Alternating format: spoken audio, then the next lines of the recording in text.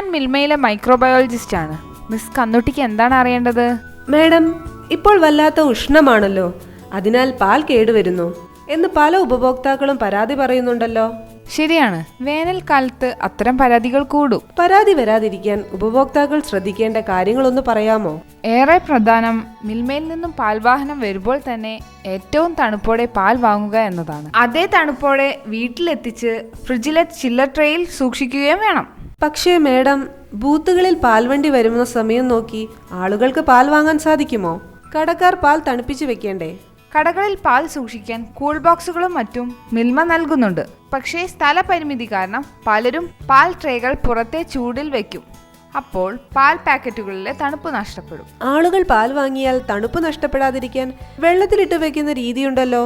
അത് തികച്ചും തെറ്റായ രീതിയാണ്. പാക്കറ്റിലുള്ള സ്വാഭാവിക തണുപ്പ് നഷ്ടപ്പെടാനേ ഈ പ്രവൃത്തി ഉപകരിക്കൂ.